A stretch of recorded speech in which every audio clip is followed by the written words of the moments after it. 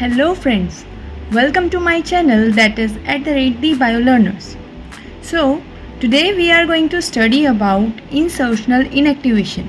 What is insertional inactivation? Actually, insertional inactivation is a technique जो कि use होती है RDNA टेक्नोलॉजी में या फिर जीन क्लोनिंग में, जहाँ पे होता क्या है, एक वेक्टर को यूज़ किया जाता है। किस लिए? जिससे कि हम किसी जीन के एक्सप्रेशन को डिसेबल कर सकें। लाइक अगर हमारे पास ये कोई वेक्टर है और इस वेक्टर के पास कोई हमारे पास सेलेक्टेबल मार्कर है जिसका नाम है सपोज एम्पिसिलिन रेजिस्टेंट जीन, और हमें इस एम्पिसिलिन रेजिस्टेंट जीन नामक जो सेलेक्टेबल मार्कर है उसके एक्सप्रेशन को डिसेबल करना है, तो हमें ये इंसर्शनल इनएक्टिवेशन के थ्रू करना होगा। जब तक एम्पिसिलिन रेजिस्टेंट जीन इस पर्टिकुलर प्लाज्मिड वेक्टर के पास होगा, तब तक ये प्लाज्मिड वेक्टर किसी भी होस्ट में जाएगा और वहाँ पे उस पर्टिकुलर बैक्टीरिया को इस एम्पिसिलिन कंटेनिंग मीडियम में सेफ रखेगा और उसकी रेजिस्टेंट प्रॉपर्टी को अलाउ करेगा कि वो रेजिस्टेंट कर सके उस पर्टिकुलर एम्पिसिलिन एंटीबायोटिक के थ्रू। लेकिन अगर इंसर्शनल इनएक्टिवेशन के थ्रू हम इस वाले जीन को, जो कि एक सेलेक्टेबल मार्कर का काम कर रहा है, इनएक्टिवेट कर देते हैं, हम इस जीन को इनएक्टिवेट कर रहे हैं, इसको एक्सप्रेस नहीं होने दे रहे हैं, तब ये वाला वेक्टर जब किसी होस्ट के अंदर जाएगा, then host will not be able to protect itself from the antibiotic effect of ampicillin and the bacteria will not be able to grow further. I hope you understand it well. So insertional inactivation is a technique which is used in rDNA technology, gene cloning, where a vector is used to disable the expression of a gene. Okay, next comes here is कि inactivation of gene हम कैसे कर सकते हैं। जब हम किसी DNA fragment, जो हमारा DNA इंसर्ट होता है, उसको हम इंसर्ट करा रहे हैं कहाँ पे, in the middle of its coding sequence. कौन से कोडिंग सीक्वेंस की बात हो रही है? Let's talk with an example.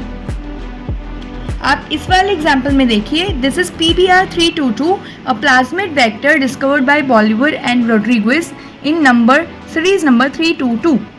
There are two selectable markers present in this vector, ampicillin resistant gene and tetracycline resistant gene. Okay, and यहाँ पे ये वाली जो साइट है ampicillin resistant gene, it contains two restriction sites for two restriction enzymes.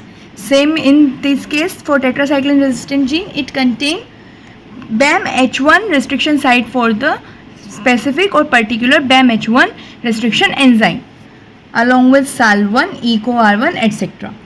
But अगर हमें insertional inactivation कराना है टेट्रासाइक्लिन रेजिस्टेंट जीन का, उस केस में अगर कोई भी DNA इंसर्ट लाके हम यहाँ टेट्रासाइक्लिन रेजिस्टेंट जीन वाली ये पूरा का पूरा जो एरिया है, यहाँ पे बहुत सारी रेस्ट्रिक्शन साइट्स भी हैं, अगर हमने किसी भी रेस्ट्रिक्शन एंजाइम को यूज़ किया लाइक EcoR1, BAMH1 या SAL1 के किसी भी रेस्ट्रिक्शन एंजाइम को यूज़ किया, बिकॉज उनकी रेस्ट्रिक्शन साइट्स यहाँ पे प्रेजेंट है, इसीलिए इंसर्शन भी यहीं पे होगा क्योंकि क्लीविंग यहीं पे होगी।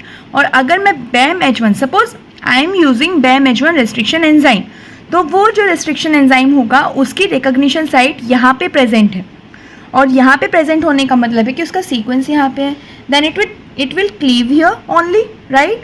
और जब वो यहाँ पे क्लीव करेगा, और बिकॉज ये वाला जो रेस्ट्रिक्शन साइट है वो under the site of tetracycline resistant gene आ रहा है, इसीलिए यहाँ पे DNA इंसर्ट आके इंसर्ट हो जाएगा। लेकिन उससे क्या होगा, उस इंसर्शन की वजह से टेट्रासाइक्लिन रेजिस्टेंट जीन जो यहाँ पे अब तक एक्टिवेटेड था उसका इनएक्टिवेशन हो जाएगा।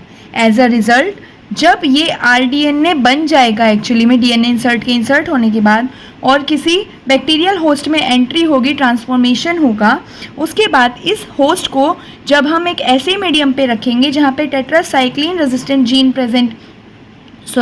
जहाँ पे टेट्रासाइक्लिन एंटीबायोटिक होगी, तब ये वाला होस्ट अपने आप को वहाँ पे क्या नहीं कर पाएगा, प्रोटेक्ट नहीं कर पाएगा। रीज़न, बिकॉज इसके अंदर की जो टेट्रासाइक्लिन रेजिस्टेंट जीन वाली एबिलिटी थी अब वो इनएक्टिवेट हो चुकी है। दैट मीन्स अब ये वाला जो होस्ट है उसके अंदर जो टेट्रासाइक्लिन था वो अब सेंसिटिव है, यानी इसके अंदर जो जीन है वो टेट्रासाइक्लिन सेंसिटिव है, यानी कि टेट्रासाइक्लिन कंटेनिंग मीडियम के ऊपर अब ये ग्रो नहीं करेगा और ये फर्दर वहाँ पे जाके ग्रो ना कर पाने की वजह से यहीं पे डेड हो जाएगा। इन द सेम केस अगर हम एम्पिसिलिन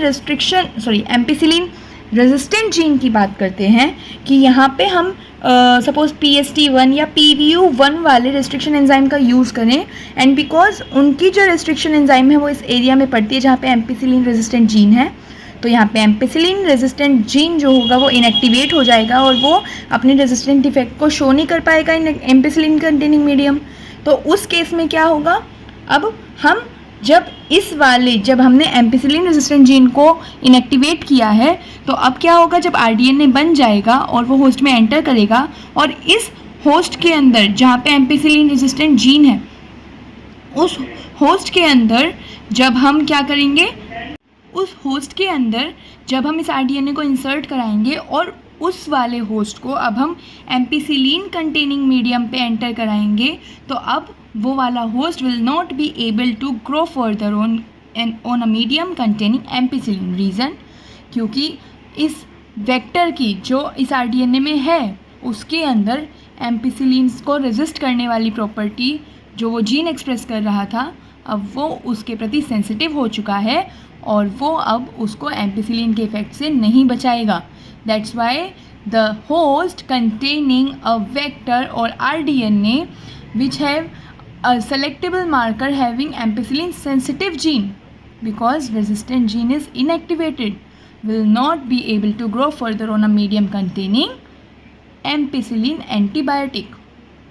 और इसी की वजह से, क्योंकि यहाँ पे इंसर्शन की वजह से हम सेलेक्टेबल मार्कर के या हम जीन को एक्सप्रेस नहीं होने दे रहे हैं, इंसर्शन की वजह से ये रेजिस्टेंट जीन जो है वो इनएक्टिवेट हो रहे हैं, इसी प्रोसेस को बोला जाता है insertional inactivation. So this is all about insertional inactivation.